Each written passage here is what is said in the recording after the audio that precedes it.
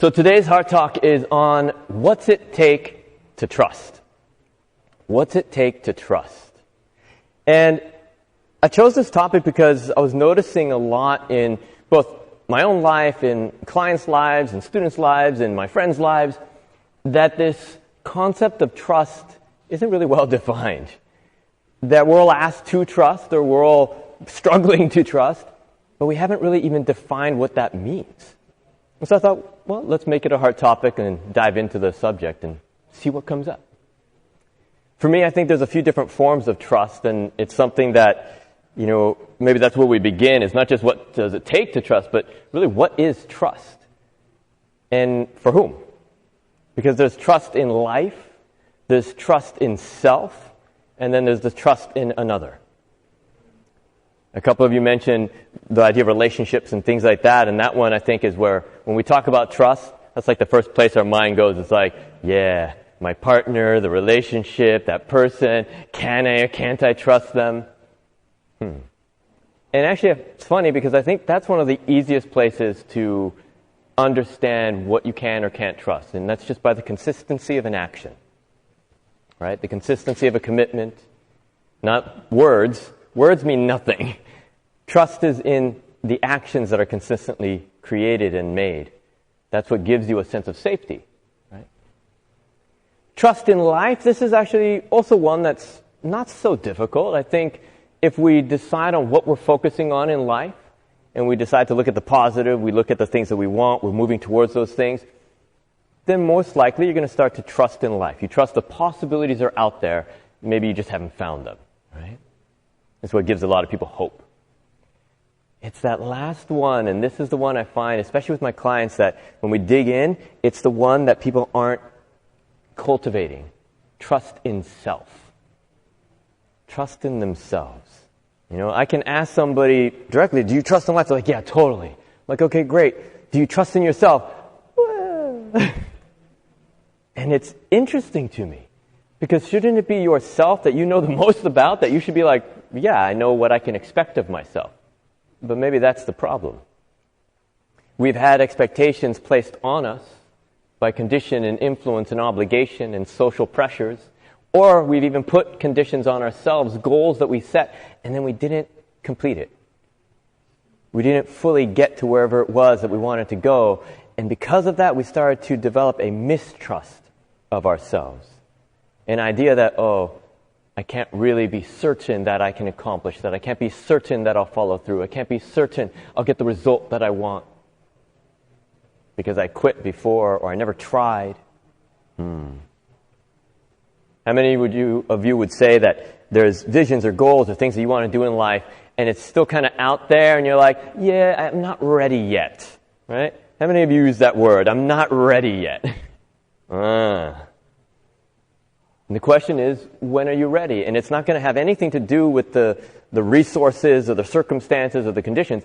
It's going to have everything to do with when are you ready to commit to take a step. Just one, that's all it takes, the first one. And then from there you can take the next one, and from there you can take the next one. But I think what we do is we kind of sit back here and we're like, yeah, but if I take 5 or 6 steps and then maybe I realize it's not what I want, maybe I just don't try, that way I don't fail. Or I don't let myself down, or I don't let others down. But all that's doing is actually training your mind to think, oh, they didn't even try. That means they can't trust succeeding. So trust in self, I think this is the foundation one that we need to really look at first. From it, then everything else can come. Because if you trust in your own capacity, your own commitments, and your own potential, then it doesn't matter whether life or another fulfills their part, because you know you've got it handled. You can move in the direction that you want. Doesn't mean you'll always reach the destination. That's also a tricky part. Trusting in yourself doesn't mean that you attain what it is that you want all the time. Sometimes it's not even for you. Sometimes it's out of your control. Sometimes you decide you don't want it anymore as you move along the path. But do you trust yourself enough to move in the direction? To start taking steps. And also to realize, and this is a big one, this is the growth mindset, right, as opposed to a fixed mindset. Do you trust that as you go, things might change? And as you go, you might grow, that things in you might change. And so where you might think at the beginning, oh, I don't have all the resources, all the capacities or the skills in order to do something, that you might learn them if you begin. But you won't learn them if you never start. So it's really just that first initial step. Can we trust in that? And I think that's one of the first things to realize about what it takes to trust, is to realize you don't have to make the great leap from where you are to where you want to be. You just have to take the first step on the way. Isn't that easier to trust in? If you've never done mountain climbing, you're at the bottom and you're looking up this sheer cliff and you're like, I don't trust I can get to the top. Well, of course not. You've never tried. But do you trust that you could put one hand on the rock and then another and then maybe a foot and you can begin? I think a lot of times we're trying to make too big of leaps. And my philosophy, my theory around this is that the motivation for us to go somewhere isn't because we're being pulled forward by some goal in the future, but rather we are being pushed or afraid or avoiding something from before. Does that make sense? The urgency to go from here and try to get all the way there. And let me use an example. Let's say that you're having financial troubles and you're thinking to yourself, if only I could get a break and I could make a few $1,000s, then I could try that project or that vision or that thing that I want to do, or at least pay my bills. But that means that your motivation is to not be poor, to not be able to pay your bills, to this and that. That's not going to sustain you in a step forward because it's going to give you an urgency and a desperation. And from that energetic frequency, very few things come easy. Challenge is invited when you come with desperation because you're already focused on challenges. Does that make sense? I'm going to say that again because I want to make sure you guys get this. You know, challenge comes when we are moving with a sense of urgency and desperation. Not because you deserve it or you're being punished for something, but because if you're in urgency or desperation, it's because you're focused on something you don't want. You're focused on the challenges. You're focused on discomfort. And that's why you're urgently trying to get out of it. And if that's where you're focused, you're telling your mind to look for more of it. Because your mind is working like a Google search engine. What you type in and say, hey, keep an eye out for this, or we're trying to avoid this, it just takes keywords and it's like this, okay, look for this, and it gives you a bunch of things in life. And all of a sudden these things are presenting themselves. You're like, why is everything so challenging? Because it's what you're looking for. So that first step in developing trust and finding it for yourself might be to pause, even take a step back instead of trying to rush forward. Because again, that urgency means you're running from something instead of towards something. And if you're running from something, which way are you facing? If life is like this and you've got your future going this way and you've got your past over here and you're running away from something, are you facing this way? No, right? You're looking at your past. And if you're looking at your past, the past is, I was thinking of it this morning. It's like a zipper that's broken. And as you zip this way, it's collecting things. And as it goes from this way, it's opening back up. And that's what life is like. You're zipping along. And as you're going towards something, things are coming to you. And they're coming together. If you're looking behind you, then things are like breaking apart and dissolving and going away from you. And then you, as the zipper, that's the present moment. It's amazing. Just be on the ride. Be like, whee! Right? But we're looking the wrong way most of the time. We're looking towards our past because it's familiar. We're looking towards our past because we can relate to it. We can create an illusion of a story in our minds that says, ooh, that happened that way, and because I know that that's how it happened, I can control it. No, you can't. It's in the past. It doesn't even matter anymore. What you want to do is turn towards your future, towards what you want. Now, when you do that, you start to get clarity. You start to notice that things are coming towards you. And when things are coming towards you, you start to trust more. When things seem to be leaving you, you're not trusting, you're getting more desperate. When you are moving towards life, towards the future of things, and in that you're going to see all these things coming together, and that means multiple possibilities, right? Multiple pathways that might be there. And how many of you have ever been in a fork in the road in your life, a choice point, and you were stuck in limbo, where you're like, which one's the right choice, right? And I think that's the tricky wording, is we tell ourselves only one is going to be the right choice. That only one way is the right choice. But here's the beauty. If you are truly facing forward, then either path is going to keep moving you forward. One of them might be faster, one of them might be slower, I don't know. But both of them are going to move you forward. Therefore, there is no wrong choice in it. There's just maybe a better choice, but there's no wrong choice. You find out by taking a step towards one of them. Choose. Now, I also like to say along with this, because even with that, you might be like, well, I'm going to waste my time, though. If I start going this way, I'm like, okay, I'm going to go this way, 5 steps, and then you're like, shoot, no, I think it was the other one, and now you have to backtrack. Right? Can you really backtrack in life? No, right? It's like in an argument with somebody, or even just a conversation, you say something you didn't really want to say, and then you try to backpedal. It's not like you can take away what you said. It's out there. Same with life. The choice you make, the actions and behavior you do, it's out there. What you can do is move with it, through it, transform it, use it somehow, right? You can't go backwards. So, you've made a choice, you start walking one direction, then you realize, yeah, this isn't quite what I wanted. Maybe it was the other choice. Guess where the other choice is now? It's not back there. It's here. You can make a new choice later. And it can be the one that you didn't make before. I like to think that we don't even make choices in life. We prioritize things. That makes sense? We don't really make choices in life. We prioritize actions. Say, you know what? I'm going to do this first, see how it goes. And if it continues to be well, no reason to ever do the other thing. But if it doesn't, then okay, now I'm going to try this. And so you look at the things that are choice points in your life and you go, which one would be the priority in this moment that moves me closer to the things that I want in life? And then take a step. Good question. So what does it take to trust?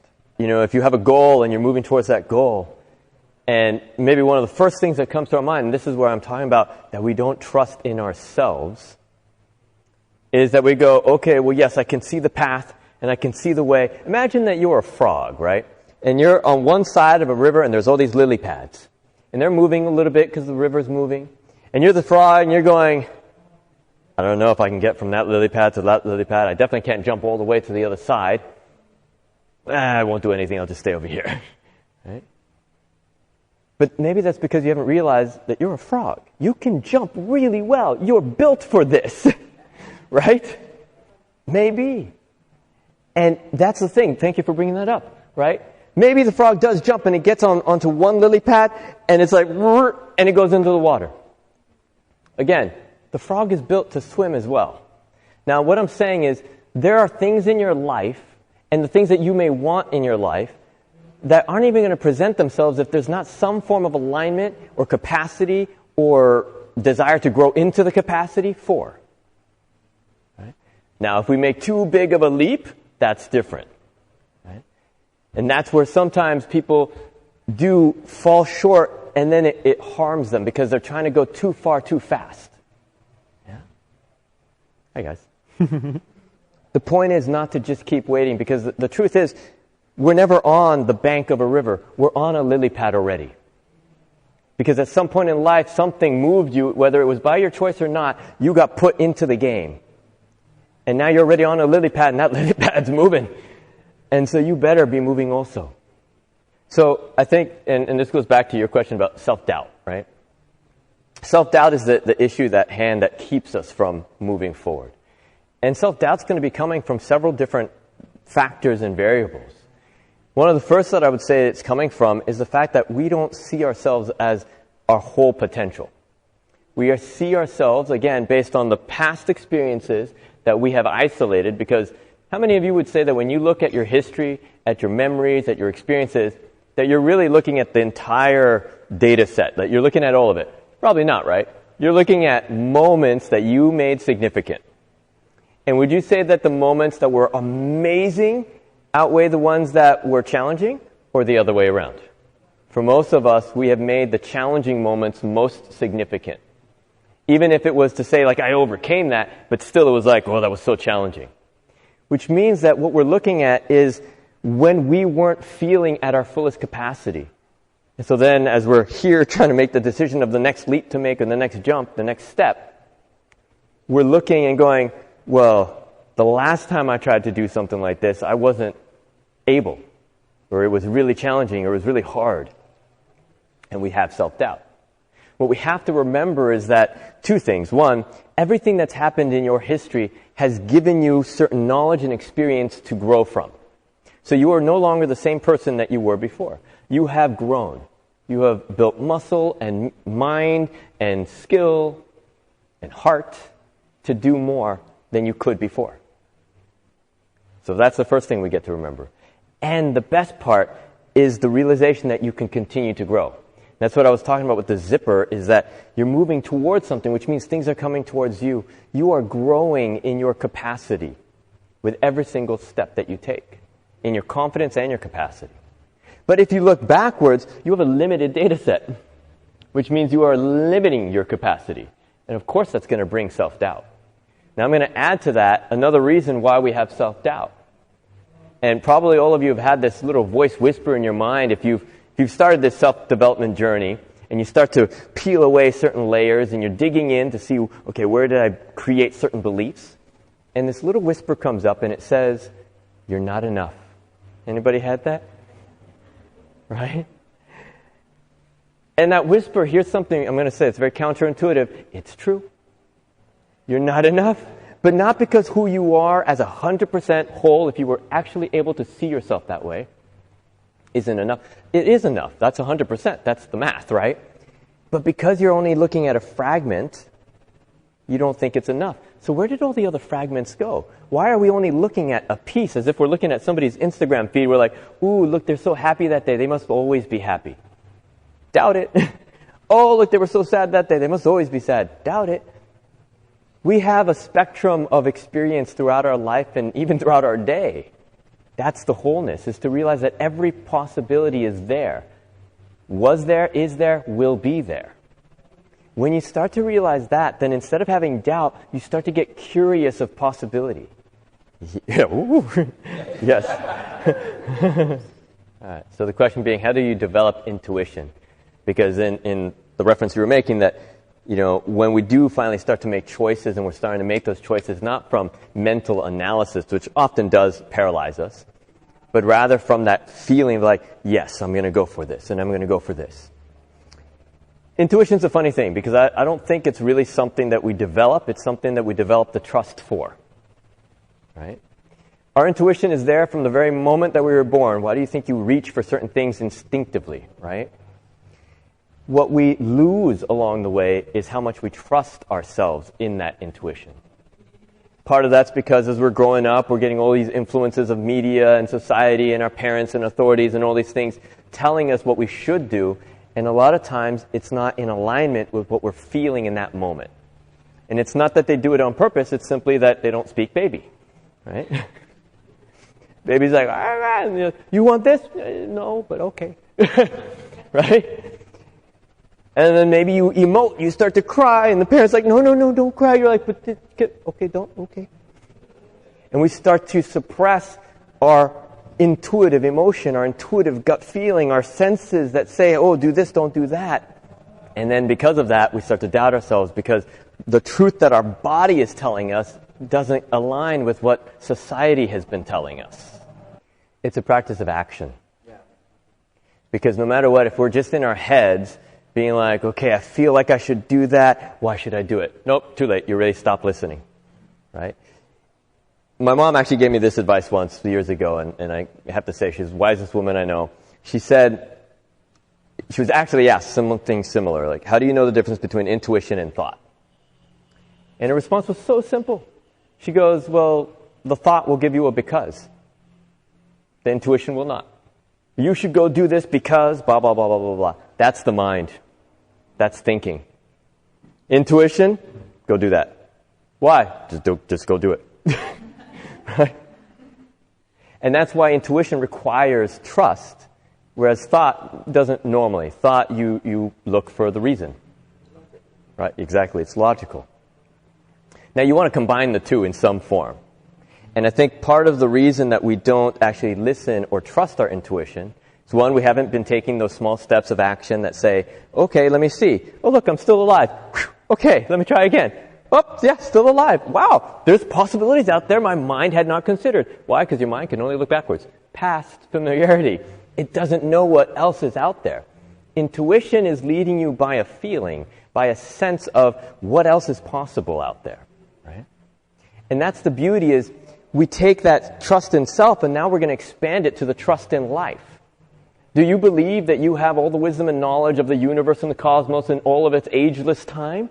No, not yet. It has more than you. Nature knows more than you, or than your thought does, right? Your thinking mind.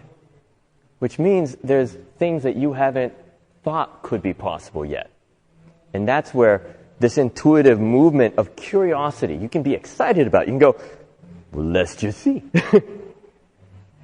But again, I caution, don't take too huge of a step yet until you build the confidence to do such things. Which one will bring you, and I'm going to say this, safety, not security. Which one makes you feel safer, not more secure? There is a difference, right? So when I say that, I mean that, and this is answering the question of which one should we follow more, the intuition or the thought? Thought will give you security. It's like, oh, I work a 9-to-5 job because I've got security and I know it's there every day and this and that, until all of a sudden the job's not there. Or you get fired. It's a false sense of safety, right? Security is that you were told everything was going to be great, but you haven't felt it. Safety is, in this moment, you feel at ease. In this moment, there's not a tension, right? I work with a lot of people coming out of corporate and kind of having burnouts and things like that, and then they come to Bali, they're like, I can't anymore, fix me. Right? And in those environments, I always ask, I say, well, why are you there? Because the job security and this and that. I'm like, okay, so how do you feel in that? Oh, I'm so anxious and so stressed all the time. Why? Because I think I might lose it at any time. Somebody else could take my job. I'm like, where's the security you're talking about? And that's the thing. Security is often an illusion of the mind. It's projected into the future based on what authorities, society, a construct, a structure, an organization has said, hey, look, we have this, and so you should be good. But if you're not feeling it, then you're not going to feel safe. And so when you ask which should you follow most, you should follow your sense of safety. I'm going to say that again, just a moment. You should follow your sense of safety. So he said we shouldn't look to the past or the future, but we should look to ourselves in the present moment. And I'm going to expand on that in a moment. So she's sharing that she just lost her job, is in banking, and you're looking now possibly to go into banking again. How many of you can relate to this idea that you're either in a job, in a place in your life, even maybe relationships, where you're not really fully happy? And I'm going to say differently, you're not feeling safe, right? And this is the case so often, and the thing is, you're seeking a sense of security, and that's why you're even contemplating going back into another one where you know you weren't happy in it. You weren't feeling safe. You weren't at ease. And now this is going to come back to what I mentioned, why I want to clarify where it starts with presence. It starts with this moment. Because first, you take that pause. Remember I said that earlier? You got to take that pause, which means don't jump to the next job yet. Don't jump to the next relation. Don't jump to the next thing. Don't jump to the next city.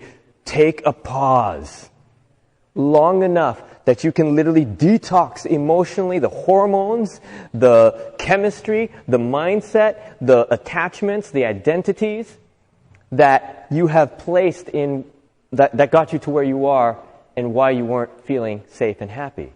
You got to take long enough for that. Now that also takes trust, right? Because you have to trust that you can give yourself that time.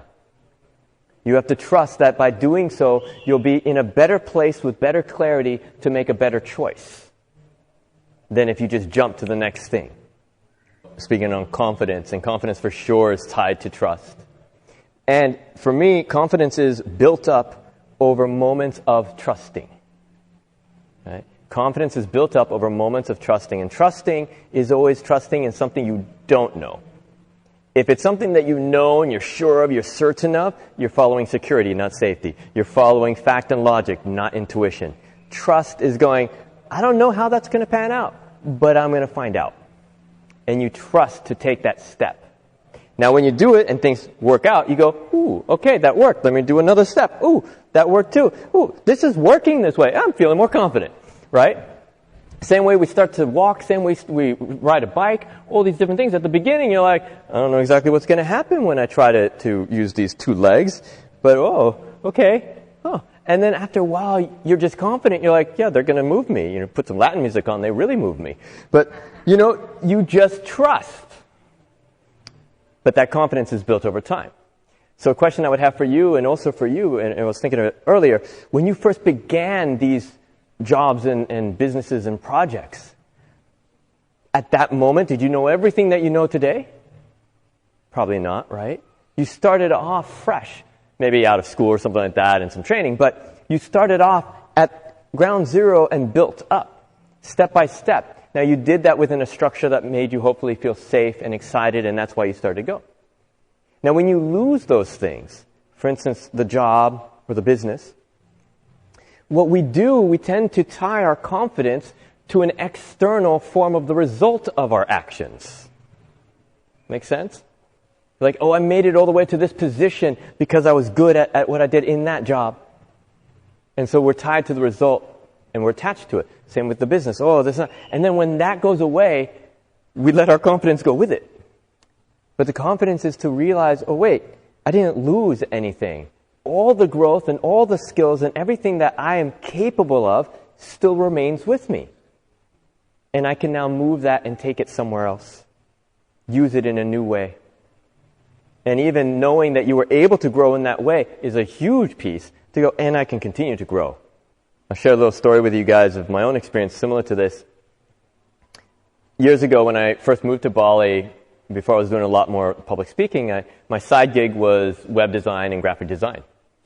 And I had several clients all around the world, and I had all their websites I was managing, and I had some of my own websites, and I probably was managing and maintaining about, let's say, 12 to 15 websites at the time.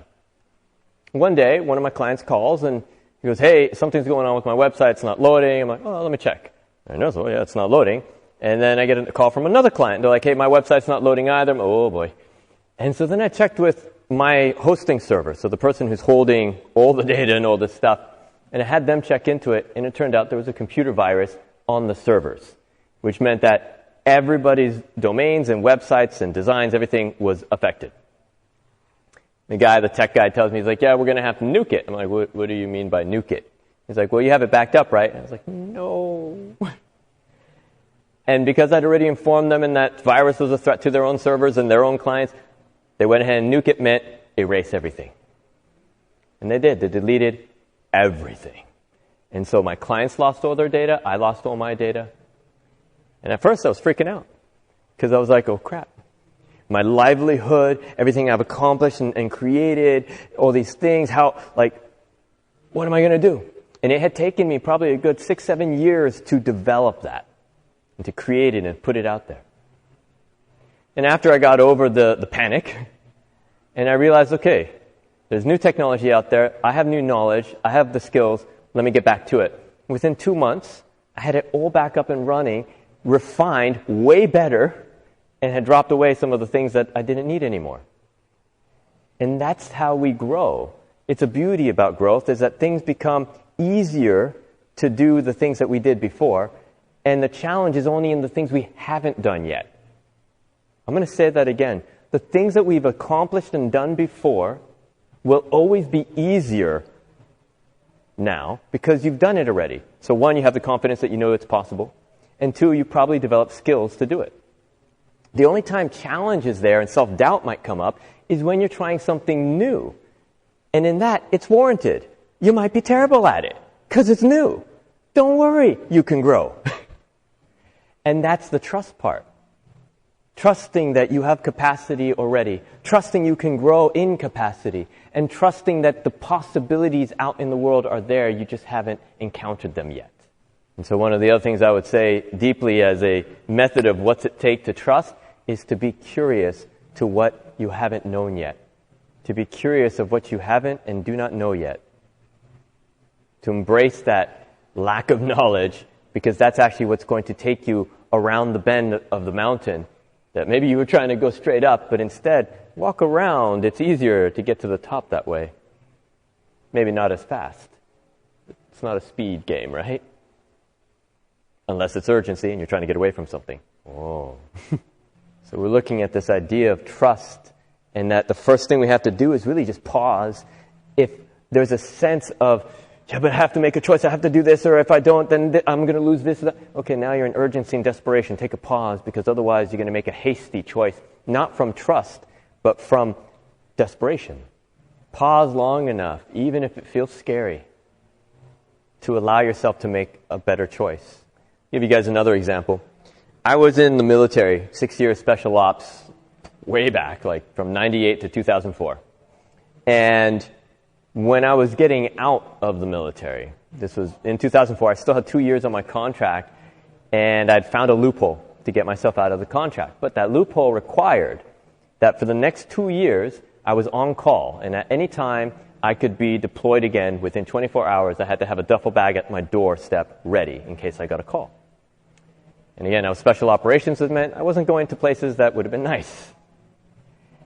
And I had just come back from a deployment in the Middle East, and when we got back, the rule at that time, the law, was that if you had just been deployed, you couldn't be deployed again for a year as long as you were still with that unit.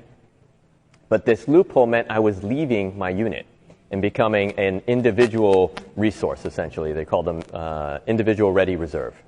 And everybody logically was telling me, like, are you crazy? Like, you're going out of your security. You're leaving the possibility, the safety of not having to go because that's the law. And why would you do that?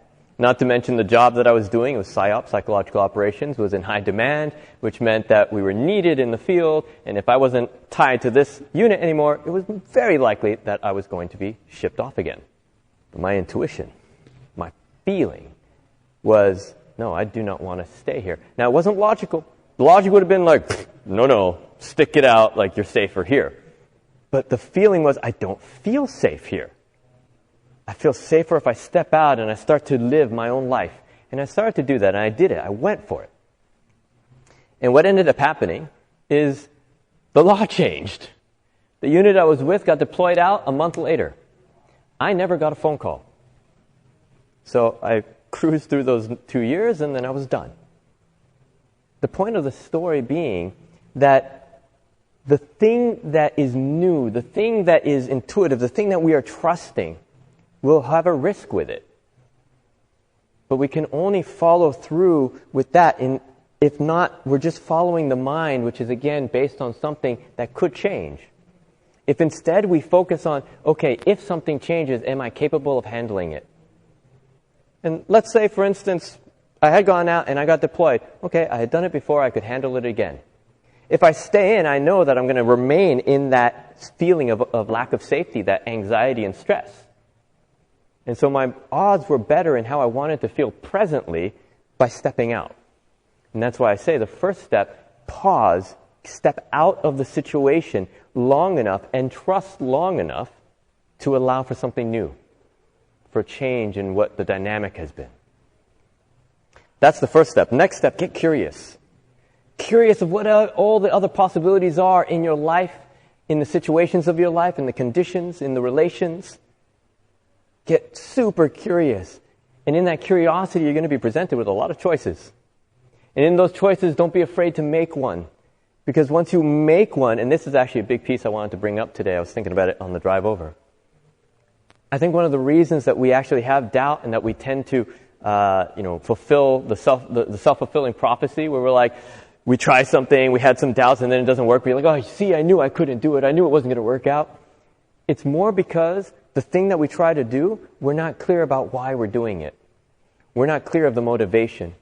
And if it was to escape something, and you're still focused on trying to avoid that thing, you're telling your mind to look for more of those things and to put yourself in a situation again to have to deal with it. Therefore, you'll self-sabotage. But when you get clear about why you're doing something and you're moving toward future instead of past, you're moving towards something, then there's a clarity and you know that every step, regardless of the choice you make, is moving you that way. And so you can make choices and you can move forward. And the biggest piece of actually making a conscious choice about anything is that when you know why you've chosen something and that you have actually chosen something, it allows you to trust it much more easily, doesn't it? Because it was your choice. But if it was a choice made out of obligation, expectation, social pressure, stress, whatever it is, of course you're not going to trust it. You don't even know where it's headed. How do you know the difference between why and that intentionality of what's moving you, and also not just justifying explaining it, right, to yourself, like having a reason of, oh, I'm doing it because of this or that, and this can get very confusing.